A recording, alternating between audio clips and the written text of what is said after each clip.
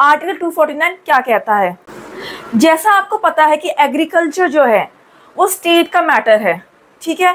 उसमें जो लॉ बनाएगा वो स्टेट बनाएगा। ये हमारे कॉन्स्टिट्यूशन में अंडर शेड्यूल 7 डिस्कस किया हुआ है। पर एग्जाम्पल से हम स्टार्ट करते हैं समझने के लिए। बहुत ही फेमस प्रोटेस्ट जो हुआ था वो था फार्म बिल के ऊपर। एग्रीकल्चर में फार्म बिल आया था, उसके बाद बहुत प्रोटेस्ट चला था, ये हम सब जानते हैं। तो फार्म बिल क्या था? जैसे आप जानते हैं कि फार्मर जो है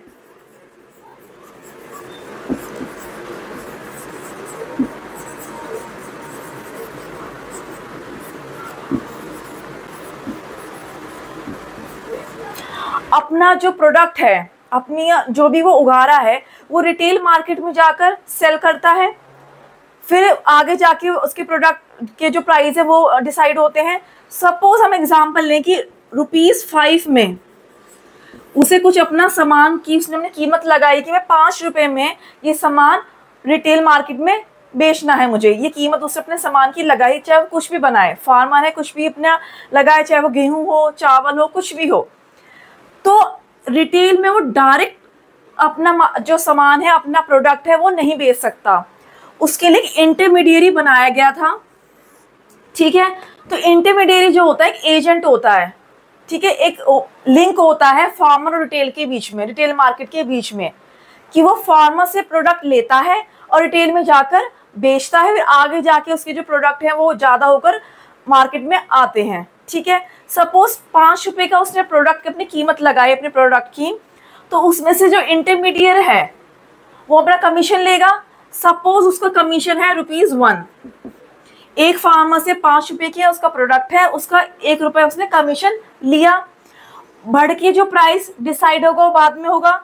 अब उसकी कीमत वो रिटेल में 7 हो, 8 हो, आगे जाके मार्केट में 10 हो जाती है, ठीक है। पर हम इनकी बात कर रहे हैं पहले, ठीक है। अब क्या था, जो इंटरमीडिएट है उसने सोचा कि मैं इतना सारा जो ले रहा हूँ कमीशन, ₹1 कमीशन ले रहा हूँ, और इतने सारे लोग हैं, इतने सारे फार्मर हैं। हमारा जो इंडिया है फार्मर ओरिएंटेड कंट्री है, एक एग्रीकल्चर कंट्री है। तो इतने सारे फार्मर्स को मैं कैसे डील करूँगा? तो मैं अपने अंडर में 3 और लोग रख लेता हूँ, ठीक है। और उन्हें जो इंटरमीडिएट होते हैं ये ऐसे नहीं बन जाते, इन्हें लाइसेंस प्रोवाइड कराया जाता है, ठीक है। तो मैं उन्हें सब लाइसेंस दिलवा दूंगा। जो उसने 3 सपोज ABC से 3 अपने अंडर में रख लिए, मेरा काम कम हो जाएगा, मैं 3 और अपॉइंट कर लेता हूँ इंटरमीडिएट, कि एक फार्मर जो मुझे देगा, एक उसको दे देगा, इसको काम कम हो जाएगा, बर्डन कम हो जाएगा इंटरमीडिएट के ऊपर, और कमीशन ज़्यादा बढ़ जाएगा आपस में। अब पहले जो कमीशन ₹1 वो लेता था, तो वो इनका कमीशन भी लेगा, ठीक है। जो इंटरमीडिएट वो इनका कमीशन भी लेगा। कि आप फार्म बिल में क्या था कि आप रिटेल में नहीं, आप इंटरमीडिएट को दीजिए, ठीक है। अब उसने अपने सब लाइसेंस प्रोवाइड करा के उसने 3 और बंदे हायर करे। अब उनका कमीशन भी उसने एक कर दिया। तो फार्मर के पास से तो ₹4 जा रहे हैं, कीमत उसे वही मिल रही है, ठीक है, कीमत उसे वही मिल रही है, पर कमीशन ज़्यादा जा रहा है उसके पास से। जहाँ पहले ₹1 जाता था कमीशन एक इंटरमीडिएट को, अब उसे सब इंटरमीडिएट को भी कमीशन देना पड़ेगा। और वो बताएगा नहीं कि मैंने रखे हैं, और कमीशन बढ़ा देगा, कुछ भी एक्सक्यूज दे देगा कि इस नाम से मुझे पैसा चाहिए, इस नाम से पैसा चाहिए। है तो ये गलत। जब सरकार ने आपको अपॉइंट किया है या मार्केट ने आपको अपॉइंट किया है, तो आप डायरेक्ट फार्मर से लीजिए और आगे जाके रिटेल मार्केट में बेचिए उस प्रोडक्ट को। उसने 3 रखे, एक ₹1 कमीशन की जगह अब ₹4 जाने लगा, आगे जाके कीमत बढ़ गई। अब सपोज कोई रिटेल मार्केट में उसकी कीमत ₹8 थी, आगे जाके मार्केट में उसकी कीमत ₹10 उन्होंने बेची, मतलब हमें कंज्यूमर एज अ कंज्यूमर हमें ₹10 वो मिला। अब जब उसने इंटरमीडिएट है उसने कमीशन ज़्यादा लिया, आगे जाके क्या पता वो उसकी जो प्राइस है वो 10 कर दे और हमें आम पब्लिक को वो ₹15 ही मिल जाए, कीमत तो उसकी बढ़ गई। सपोज हम वीट का एग्जांपल ले, गेहूं का एग्जांपल ले, अब गेहूं 15 हो गए जो पहले 10 थे, पर फार्मर को तो ₹5 का ही प्रॉफिट हो रहा है। चाहे मार्केट में उसकी प्राइस 15 हो, 10 हो, 20 हो, 25 हो तो फार्मर को प्रॉफिट उतना ही ₹5 का रहा है। या तो फार्मर को भी प्रॉफिट होना चाहिए तो ही बैलेंस्ड होगा, ठीक है। अब इंटरमीडिएट की वजह से कि उसने कमीशन ज़्यादा लेने के चक्कर में अपने सब इंटरमीडिएट रख लिए और सब लाइसेंस प्रोवाइड करा के उन्हें कमीशन दिलवा दिए, एक की जगह 4 रुपये देने लगे, तो फार्मर को तो नुकसान हुआ। ठीक है, जैसे पंजाब हरियाणा कुछ स्टेट ऐसी हैं वहाँ फार्मर बहुत रिच हैं, क्योंकि जब ग्रीन रेवोल्यूशन आया था तो फार्मर्स को बहुत फ़ायदा हुआ था। पर बाकी स्टेट्स की हम बात करेंगे तो वहाँ फार्मर्स एक्सप्लॉइट होते हैं। ये तो कुछ एग्जाम्पल है, और बहुत तरीके से एक्सप्लॉइट होते हैं, और बहुत मार्केट में एक्सप्लॉइट होते हैं, बहुत लोगों के द्वारा एक्सप्लॉइट होते हैं।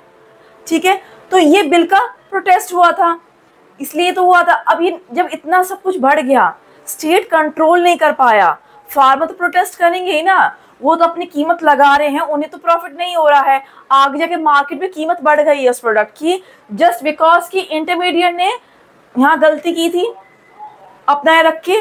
ठीक है, तो ये सब खत्म करने के चक्कर में उन्होंने प्रोटेस्ट किया कि ये आप जो बिल लाए हैं ये आपको खत्म करना होगा।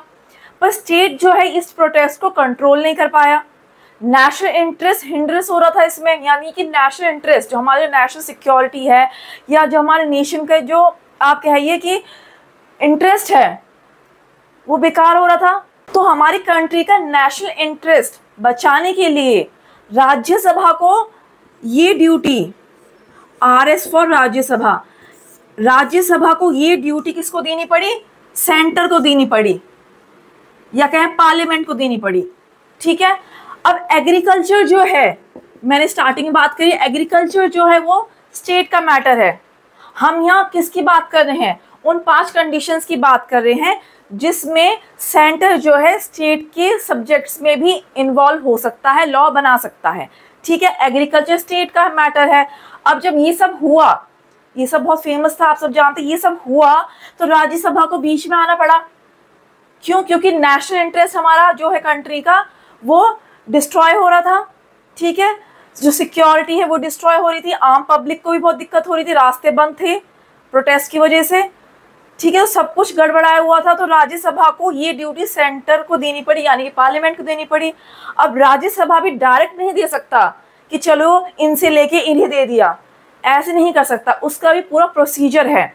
तो ये सब हम आर्टिकल 249 में पढ़ते हैं कि किस इन कंडीशंस में आप जो है राज्यसभा जो है बीच में आ सकती है, क्योंकि यहाँ बात हो रही कंट्री की, नेशनल इंटरेस्ट की बात हो रही है। तो नेशनल इंटरेस्ट की जब बात होगी तो चाहे वो सेंटर हो चाहे वो स्टेट हो, तो जो है राज्यसभा को सबसे डिसीजन लेना होता है। अब राज्यसभा कैसे डिसीजन लेगी कि पार्लियामेंट को ये मैटर सॉल्व करने के लिए 2/3 जो वोटिंग होगी, जैसा हमने पहले ही बात की, 2/3 जो वोटिंग होगी और प्रेजेंट मेंबर्स होंगे। अब राज्यसभा जब लॉ रेजोल्यूशन पास करेगी तो उसमें सहमति होनी चाहिए 2/3 मेंबर्स प्रेजेंट एंड वोटिंग, यानी प्रेजेंट भी होनी चाहिए और उन्होंने वोटिंग भी करी होनी चाहिए। ये मैं बहुत पहले डिस्कस कर चुकी हूँ मेजॉरिटी में कि कैसे काम करता है ये सब। ठीक है, तो इसके बाद जब ये सब हो जाए, इस प्रोसीजर के बाद, यानी इतना उसको मिलना चाहिए। ठीक है, इस बेंचमार्क को पूरा करने के बाद राज्यसभा सेंटर को यानी पार्लियामेंट को ये ड्यूटी देती है कि आप जाके अब एग्रीकल्चर पे, यानी कि ये सब जो हो रहा है इसे रोकने के लिए आप इस पे लॉ बनाइए। ठीक है, अब सब कुछ आ गया है पार्लियामेंट के हाथ में, यानी सेंटर के हाथ में आ चुका है। मैटर द स्टेट का आ गया सेंटर के हाथ में। अब सेंटर को भी डेडलाइन है, अगर ये है तो स्टेट का मैटर, तो ऐसे तो नहीं सेंटर अपने पास ले रखेगा। तो राज्यसभा क्या करती है कि राज्यसभा 1 साल का टाइम देती है कि विदिन 1 ईयर आपको ये लॉ बनाना है। सपोज आज है डेट 5, सपोज आज 5 डेट है, 5 को रेजोल्यूशन पास हुआ, इन सब मेजॉरिटी के हिसाब से सब कुछ हो गया, फाइनलाइज हो गया, और आज 5 को सेंटर यानी पार्लियामेंट को उन्होंने दे दिया कि आप जाके ये लॉ बनाइए। आज से लेकर पूरे 1 साल तक ये जो लॉ है वैलिड रहेगा सेंटर के पास। सेंटर इन्हीं 1 साल में कभी भी इस पे लॉ बना सकती है। ठीक है, जिस दिन से लॉ पास होगा, मतलब रेजोल्यूशन पास होगा, उस दिन से लेकर 1 साल तक सेंटर कभी भी किसी भी दिन लॉ बना सकती है, ठीक है। और अगर 1 साल खत्म हो जाता है तो ये टाइम पीरियड है 1 साल का, 1 साल का टाइम पीरियड खत्म होने के बाद राज्यसभा 6 महीने का टाइम देती है, वो भी वैलिडिटी किसकी, लॉ की। 1 साल के बाद आप लॉ नहीं बना सकते हैं, बल्कि 6 महीने तक वो लॉ वैलिड रहता है, उसके बाद वो लॉ भी खत्म हो जाता है, यानी कि सेंटर के पास वो ड्यूटी भी खत्म हो जाती है। 1 साल तक आप लॉ बनाइए, जिस दिन रेजोल्यूशन पास होगा उस दिन से लेकर 1 साल तक आप लॉ बनाइए। अगर आपने 1 साल तक लॉ नहीं बनाया है तो आपके पास ये पावर चली जाएगी कि आप लॉ बना सकते हैं। जिस दिन ये पावर जाएगी, अगर उसने लॉ बना लिया तो फिर ठीक ही है, अगर नहीं बनाया तो जब 1 साल खत्म होगा तो उस दिन से लेकर 6 महीने तक ये लॉ वैलिड रहेगा।